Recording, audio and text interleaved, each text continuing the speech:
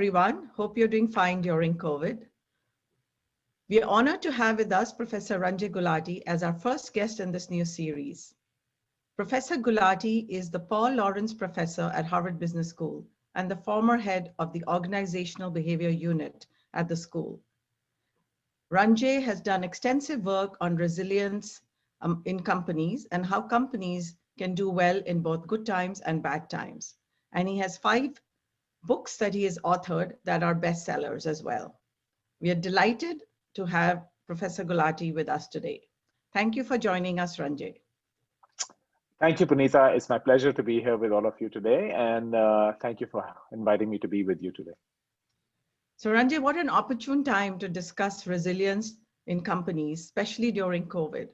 And I know you've done a lot of work on companies and how they face adversity and how they are resilient in different economic environments. But of course, COVID is different. You know, the economic environment was showing a recession, but has quickly rebounded. So I was curious to know whether some of the work that you've done would apply to the current environment as well. Yeah. So look, my original work on this was actually looking at what do companies do in down markets. And at that time, the whole question was really around the adversity response, that when we are faced with setbacks, we tend to hunker down and go into survival mode. And the punchline there was adversity is opportunity. While everyone else is hunkered down, you should be looking ahead at opportunity. You shouldn't just be managing cost, you should be investing for growth. And it's the combination of subtraction and addition that you have to do. You can't just do subtraction across the board. But I think there's a larger point now, because you're right, there's a kind of bit of a bounce back coming now. And so now the question you can ask is a larger question, that how do you build strategy in times of uncertainty? Because we don't know, right? Yes, we can make prognostications about the market is bouncing back. There's a revenge travel and the revenge shopping and the revenge this. But do we really know? And I think the question leaders are faced now with is that we are embarked in a space where there's unprecedented uncertainty. Technological uncertainty, regulatory uncertainty, health uncertainty. There's a lot of issues right now at play.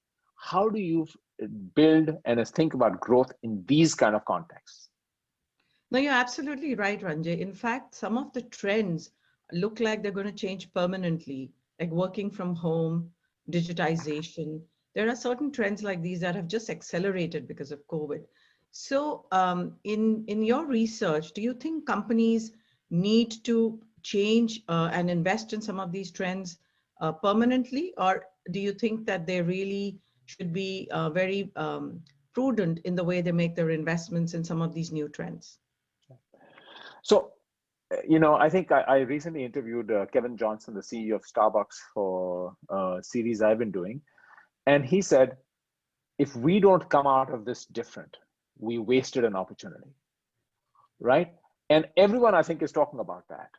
One of my good friends and former students, Niren Chowdhury, the CEO of Panera Bread, which is one of the largest players here in the I would say not QSR, but kind of a fine, not dining, kind of fast dining category, says, you know, how do you learn to not think in a bunker but think like a windmill?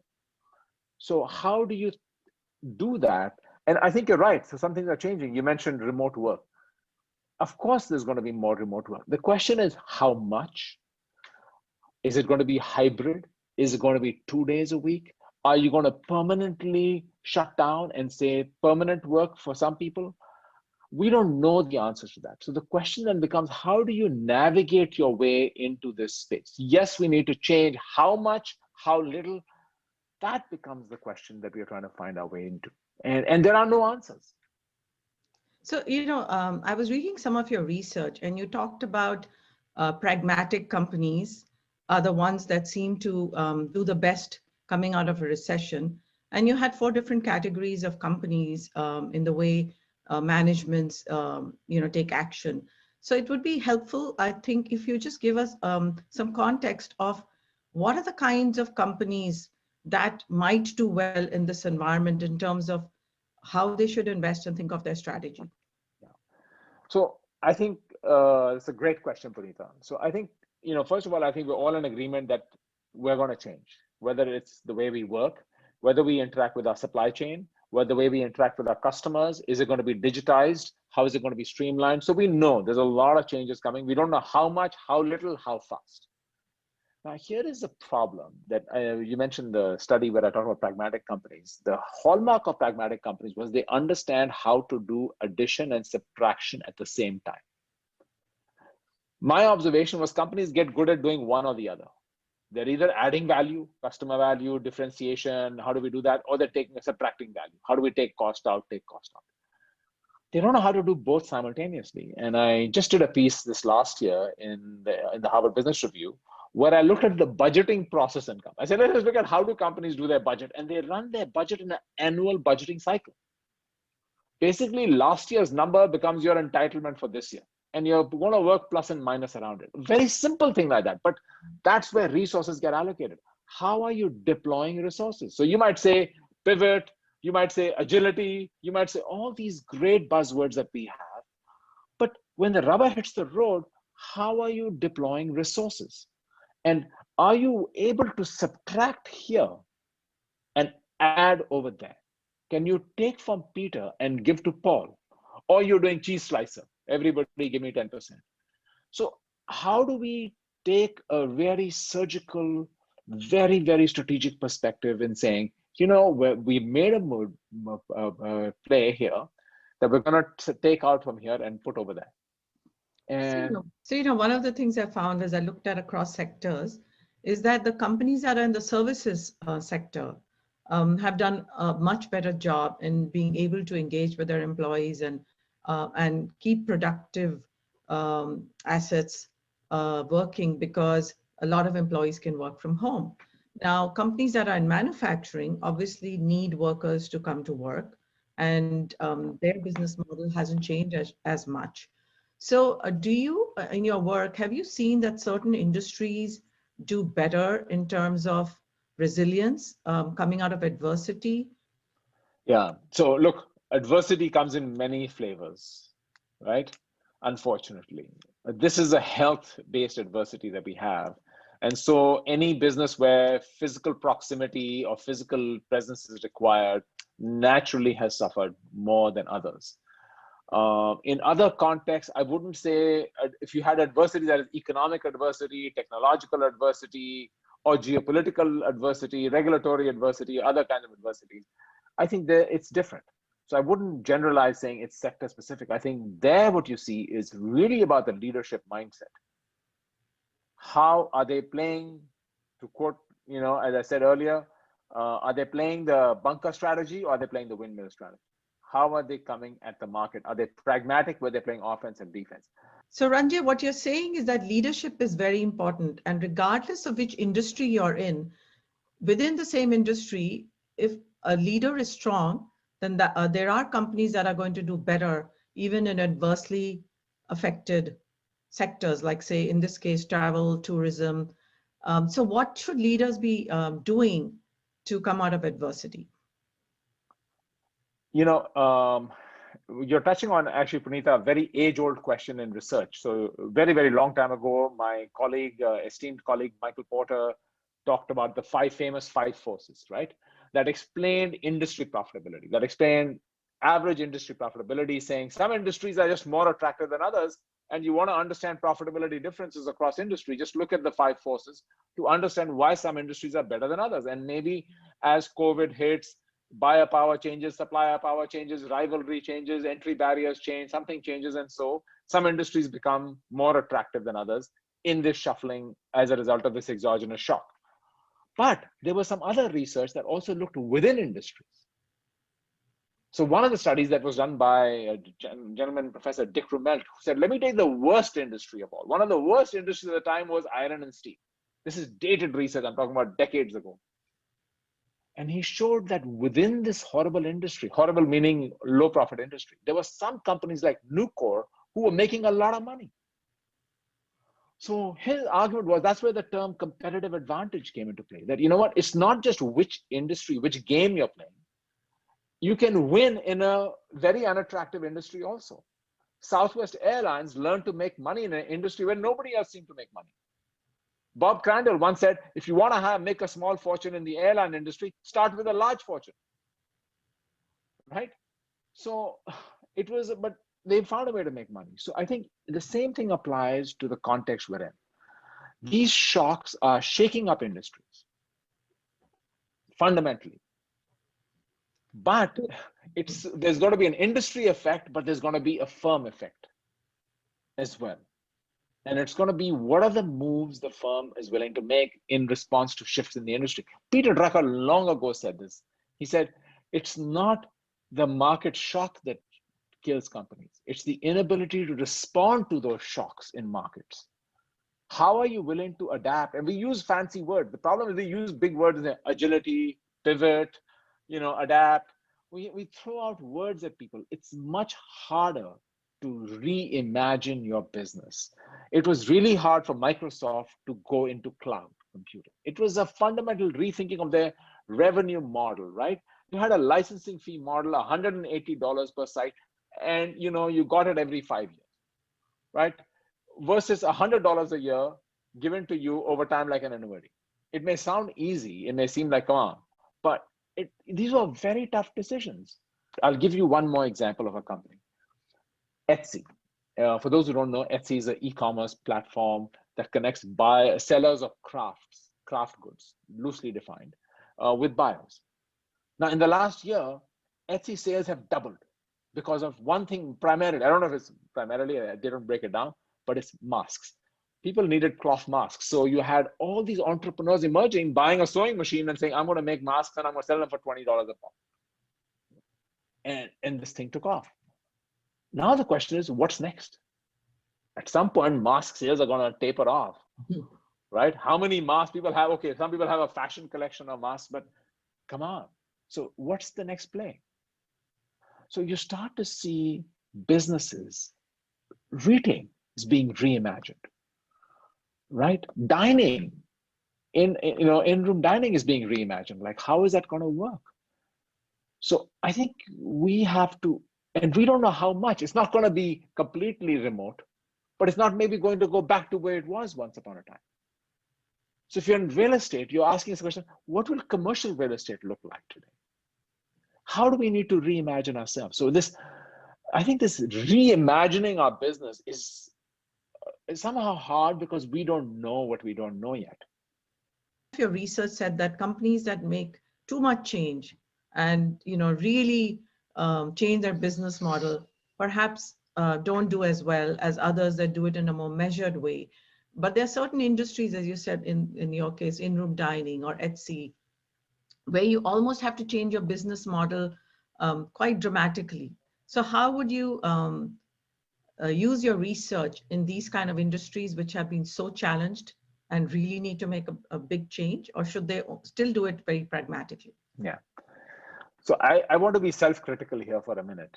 With people like myself who are researchers, we are very opportunistic in looking ex post, and then hindsight bias. If you do a change and it works, we say, oh yeah, I knew it. I knew that was going to work.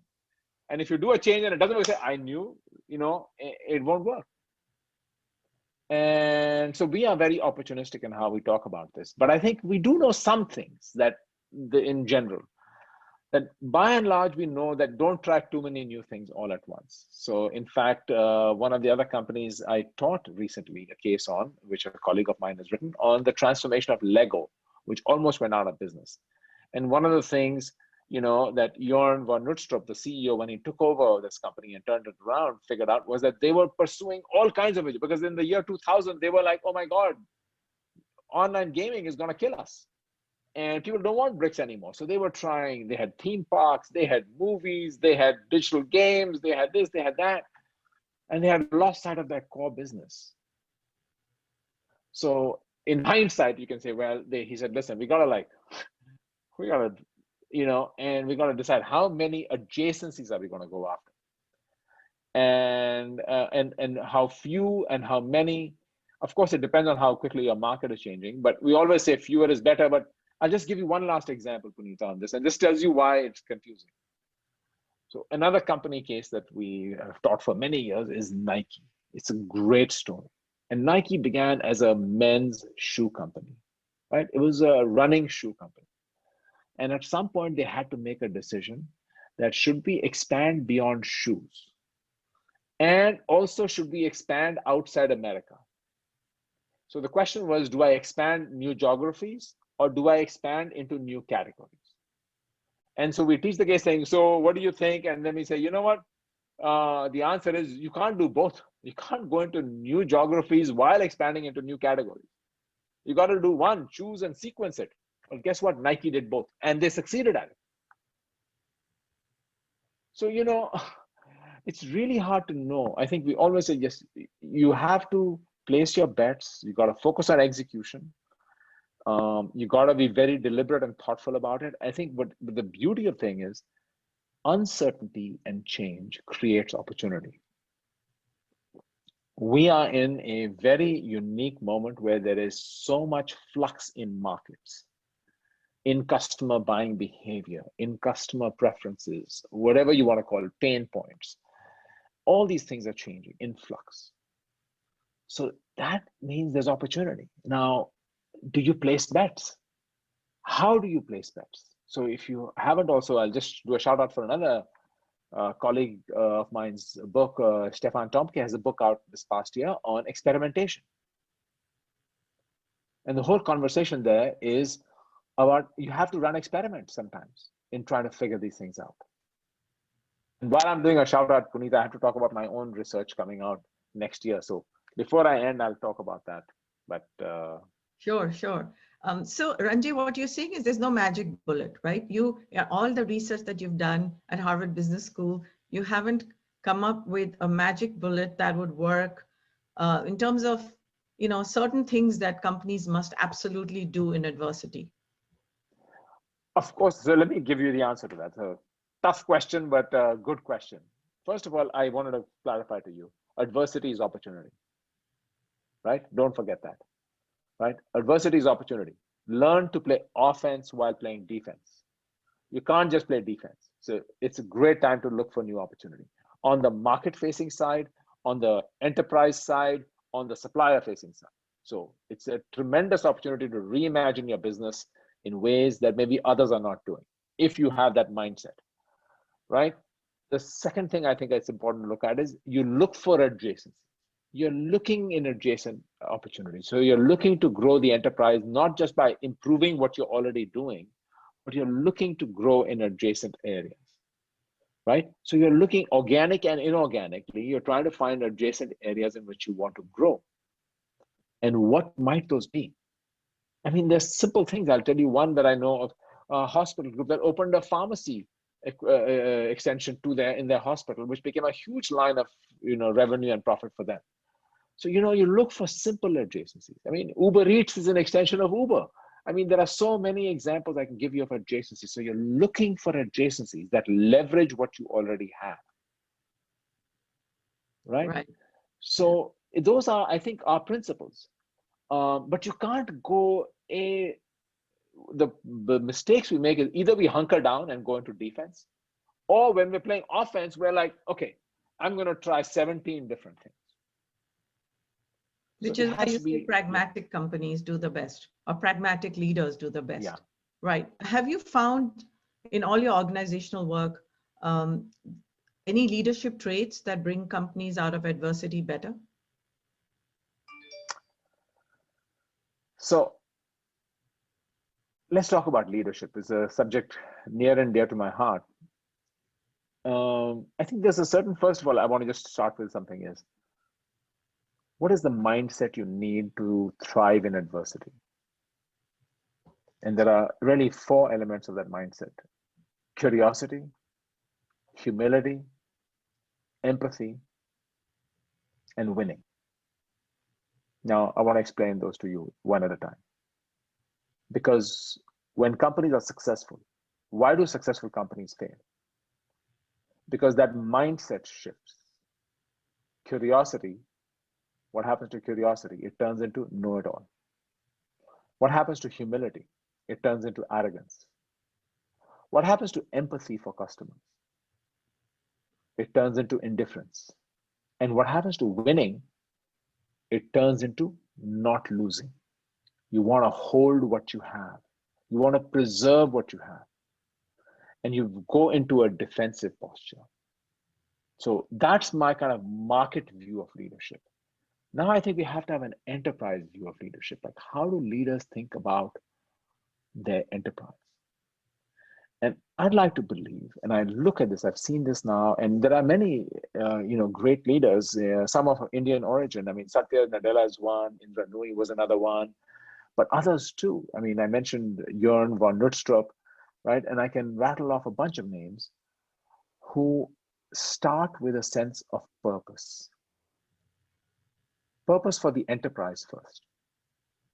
Why does my enterprise, why do we exist?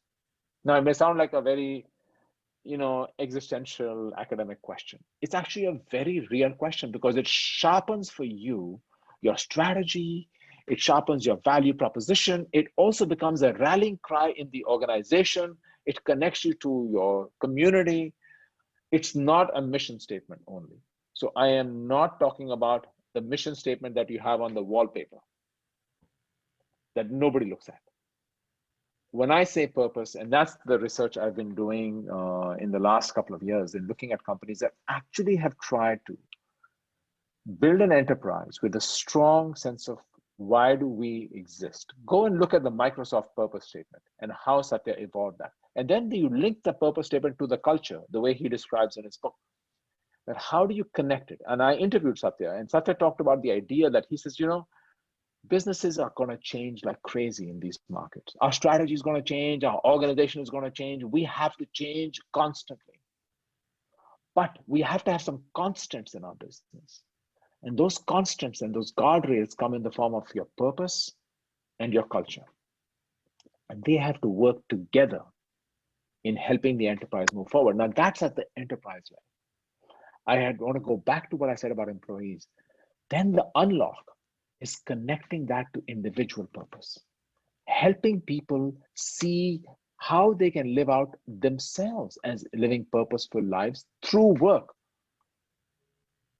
right? Work doesn't have to be a drag, doesn't have to be a job.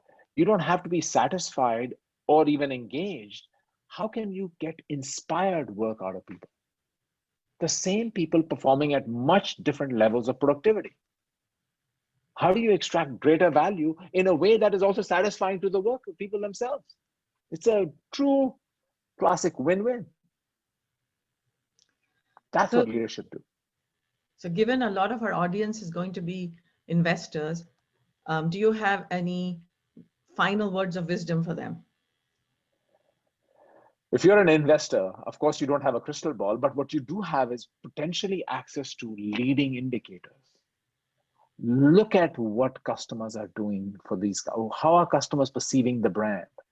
Look at how employees are reporting and talking about this company on Glassdoor.